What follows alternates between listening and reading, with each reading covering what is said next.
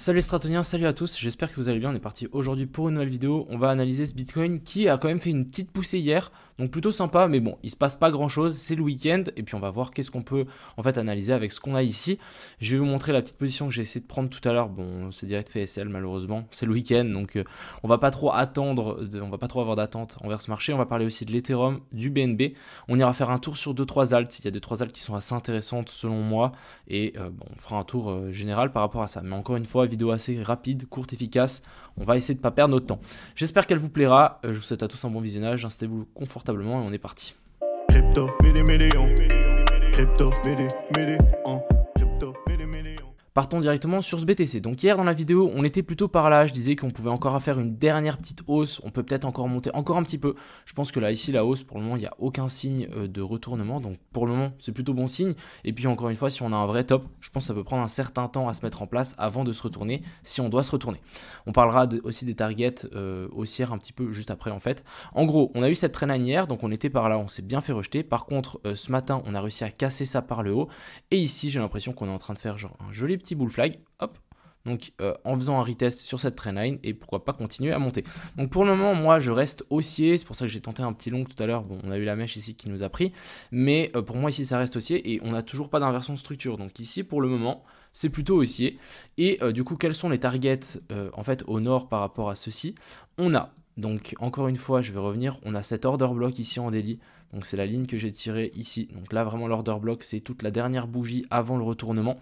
Et il nous manque encore un petit 2-3 pixels ici à venir combler pour la zone de fair value gap, qu'elle soit complètement comblée en daily. Ensuite ici, si on prend notre Fibo, on prend le plus bas au plus haut, dans quelle zone on se retrouve? On se retrouve vers la zone des 705 et 0,79 qui se retrouve à 21 900. Mais pour moi ici, c'est toute une zone de short. Donc ça, il faut vraiment faire... Il faut bien prendre en compte que toute cette zone-là, on appelle ça la zone de l'OTE. On est bien évidemment dans une structure baissière. Ici, on le voit bien que on fait toujours des sommets toujours plus bas. Donc, tac, tac. Et du coup, les shorters vont essayer de défendre cette descente ici. Donc, en revenant ici et en poussant le marché vers le bas. Donc, ici, pour le moment, j'attends vraiment avoir quand même une grosse réaction. On peut toujours revenir chercher un petit peu plus bas. Je rappelle qu'ici, on a tout le temps cet équal low qui est ici. Et bah, en fait, on a une poche de liquidité qui se retrouve là. Une zone de fair value gap juste en dessous. Donc, personnellement, moi, je vais plutôt essayer de prendre ici des shorts que des longues. Après, ça peut prendre encore un certain temps. Genre, ce top ici peut vraiment prendre un temps à se mettre en place, un truc comme ça, et ensuite s'inverser. Ça, c'est quelque chose qui peut prendre du temps. Donc, en fait, si le Bitcoin prend du temps, on peut peut-être avoir un influx de capitaux, donc du Bitcoin, dans les alts. Et du coup, en fait, je pense que les alts peuvent encore pumper un petit peu. Et du coup, ça, c'est vraiment cool. Donc, c'est pour ça que je vais plutôt essayer de miser sur les alts dans les prochains jours que le BTC, et plutôt essayer de prendre un short sur le BTC. Pour rapidement débriefer sur le Bitcoin, c'est ok, on est toujours haussier. Donc en petit time frame, c'est toujours haussier. On peut toujours grimper encore un petit peu plus haut. Je pense qu'on peut venir taper jusque vers la zone des 22 000. On peut venir combler toute la zone de fair value gap ici en 12 heures. Même, je pense qu'en 4 heures, elle monte bien plus haut. Mais voilà, on peut venir chercher jusqu'à la zone des 22 000 sans trop de problèmes et ensuite avoir. Tant qu'on n'a pas d'inversion de structure, ça reste haussier. Ici, on est toujours dans une structure haussière. Donc vraiment, essayez pas de short trop tôt parce que sinon, vous allez vous faire liquider. Et ça arrive vraiment très très souvent. Du côté de l'Ethereum, alors par rapport à lui, l'Ethereum, donc on est toujours dans cette jolie petite hausse, donc vraiment quelque chose de plutôt correct. Après ici, il faut encore se méfier. Pour moi, c'est toujours baissier tant qu'on n'a pas de vraie clôture en fait au-dessus de ces sommets-là. Pour moi, ça reste baissier et je pense que voilà, on va sans doute pouvoir se faire repousser si vraiment on doit se faire repousser par l'order block. Donc même chose. La dernière bougie, hop, ici, si je prends bien mon rectangle, mais en gros, toute cette zone ici, c'est la zone, à mon avis, que les shorters vont essayer de défendre pour retourner. Encore une fois, on était venu taper donc la zone de POI, on est venu prendre les liquidités au-dessus de ça, magnifique. Maintenant, je pense qu'on peut encore grimper un petit peu et ensuite, à voir si on se retourne. Je pense qu'on doit commencer à avoir des petites divergences ici sur le RSI, mais voilà, on en avait un petit peu ici, mais bon, ça a continué à monter, mais en tout cas ici on voit bien que le RSI chute alors qu'on continue à faire des nouveaux plus hauts. Je pense qu'on peut encore faire un dernier spike, un petit peu comme le Bitcoin, et ensuite ça se retournera. Mais tant qu'on n'a pas de vraie inversion de structure, n'essayez pas de short trop tôt. En tout cas, moi je vais pas essayer de short tant que c'est haussier. Bon, on va continuer à tenter des longues. Du côté du BNB, donc du BNB, on a fait une vraie clôture ici en daily au-dessus de cette zone. Donc personnellement, je pense que le BNB, il y a de fortes chances qu'en fait ici on ait posé le bottom et qu'on revienne plus jamais chercher cette zone. Sur quoi je peux m'appuyer? En fait, on peut aussi regarder la charte contre le Bitcoin. Donc, en gros, si le Bitcoin crash, on va sans doute avoir un BNB qui va cracher comme le Bitcoin, voire moins. Donc en fait, retrouver un nouveau plus bas sur le BNB, ça me semble assez rare. Donc là, pour moi, on a quand même une jolie petite structure. Encore une fois, c'est à prendre avec des pincettes parce que on est encore très très loin du prochain bull run. Et bah, le Bitcoin, vous savez, hein, il peut encore se passer plein de choses. On va quand même se mettre d'accord que là, il y a une poche de liquidité. Donc on n'est pas à l'abri de pourquoi pas revenir là un jour ou l'autre. Mais en tout cas, c'est très très bullish, en tout cas la clôture qu'on a eue ici. Un petit mot sur l'indice du dollar ici qui s'est bel et bien fait rejeter donc, par notre zone. Magnifique, hein, la zone de fair value gap ici, elle a vraiment fait le taf. Boum, on se fait rejeter. Maintenant, ce qu'il nous faut, c'est target ce plus bas là. Et une fois qu'on aura fait ce plus bas là, pourquoi pas venir chercher. Donc ici, on a un equal low. Ici, on a un equal low. Des liquidités qui sont placées ici au sud. Et vraiment, on pourra clairement en fait avoir ce scénario si et repartir vers le nord. Mais pour le moment, ici, pour moi, c'est juste un canal baissier. Et en fait, vu qu'on est dans une structure, une tendance haussière, un canal baissier, c'est haussier finalement, jusqu'à temps qu'on ait une cassure en fait. Du côté du SP500, bon, on est le week-end, ça n'a pas trop dû bouger. Ok, on a quand même une réaction ici, hein. Vous voyez que hier, on avait quand même une jolie petite réaction. Mais pour le moment ici, ouais, non, finalement, c'était pas mal parce que regardez, ici, on est venu faire notre boss. Et du coup, ici, on a eu une jolie petite réaction, ça a bien maintenu ce bottom. Donc, on peut peut-être continuer à pousser. Mais voilà, on a quand même des targets un petit peu plus basses à venir chercher. Ici, on a toujours un potentiel equal low ici à venir potentiellement reprendre. Vous voyez, hein, ici, on ne fait pas d'equal low. On part direct, on prend les liquidités l'année dernière fois et ensuite ça part. Là, partir avec ça, j'y crois pas trop. C'est un peu comme ce qu'on a fait là. Hein. Genre, on n'a pas fait un equal low. Ici, on est venu faire un nouveau sommet par rapport à celui-là. Et ensuite, ça a inversé. On prend toujours les liquidités avant de retourner le marché. Parce qu'en fait, on veut que le moins de personnes gagnent. On a Solana qui vient de prendre 11%, super incroyable. Donc on était venu chercher cette poche de liquidité, magnifique, et du coup maintenant ça part.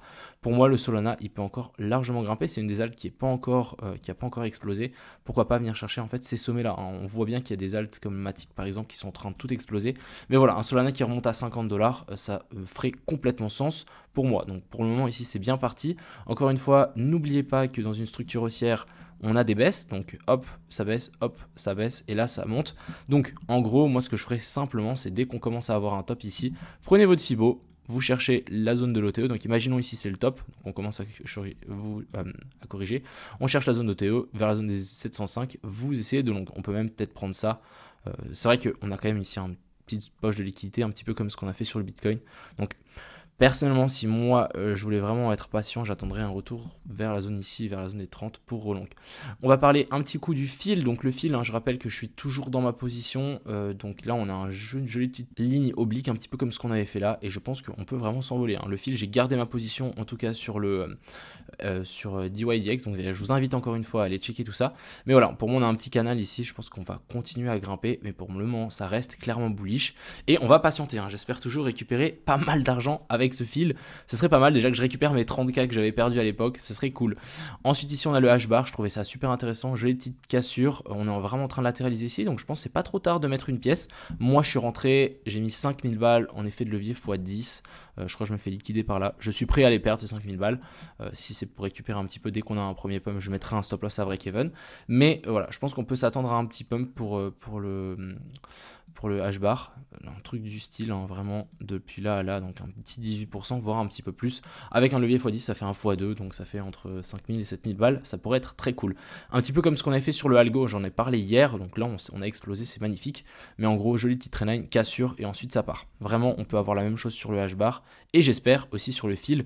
Bon, lui, il a moins de trendline, etc. Mais vous voyez qu'à chaque fois que ça pump, ça part très très vite. Donc ce que je voudrais vraiment, c'est me faire surprendre un jour avec une méga mèche et me dire oh, ok, punaise, pas mal. Ça me rappelle l'époque où j'avais long avec 30 000, je sais pas si vous vous en souvenez. On a eu aussi le gala, donc il y a eu des rumeurs de hack ou je sais pas quoi. Du coup, ils ont dit que en fait tout était bien maintenu et qu'il n'y avait pas eu de faille, etc. Donc en fait, ça a directement reparti. Plutôt encourageant ici. Donc je crois que c'était vraiment que des rumeurs. Intéressant, mais là potentiel bottom qui a été trouvé avec vraiment cet excès, on récupère les liquidités, vous voyez le petit pic de volume, et du coup là partir, ce serait vraiment très sain, là on peut vraiment partir, c'est très très sain. Voilà un petit peu pour ce petit tour des alts et des cryptos, je voulais vraiment faire rapide, efficace. Encore une fois le Bitcoin reste haussier tant qu'on n'a pas d'inversion de structure, et pour le moment moi j'en vois aucune, hein. Je vois juste un petit canal haussier ici, c'est pour ça que j'ai essayé de long, d'ailleurs on pourrait peut-être essayer d'avoir un autre long, je vais vous montrer ici. En gros on va enlever ça, tac tac tac, on fait ça rapidos. Ouais, on peut peut-être avoir quelque chose. Donc, en gros, ici, on a notre COS. En plus, on a une recherche de liquidité juste en dessous. Donc, hop, depuis ici. Alors, si ça veut bien tirer. En fait, depuis ici, on a fait une recherche de liquidité en dessous, donc c'est parfait, on a notre cost. Donc maintenant, ce qu'il nous faut, c'est un boss par rapport à ça. Donc un breakout, une clôture au-dessus de la zone ici des 21 331. Une fois qu'on aura ça, on va ensuite tirer un Fibo, donc un petit peu plus haut. Si ça veut bien prendre le Fibo, donc à partir du moment où on commence à corriger, vous cherchez la zone de l'OTE et vous essayez de long dans cette zone-là avec pourquoi pas la zone de fair value gap qui est juste ici en dessous. Et en vrai, ça ferait un truc du style, donc par là autour, ça on place en dessous, truc comme ça, et du coup là on target un nouveau sommet. On peut avoir un super ratio, donc vraiment je vais surveiller ça pour le copy trading, mais ça peut être super intéressant comme petite position pour le week-end si vraiment on a notre boss qui est confirmé. Et voilà, j'espère que cette courte vidéo vous a plu, j'espère que vous avez appris des trucs comme d'habitude. Je rappelle que lundi il y a quand même une grosse annonce qui arrive par rapport à moi, par rapport à ma communauté, j'espère que ça va vous plaire, et puis voilà, on se retrouve demain et lundi pour une prochaine vidéo. A plus.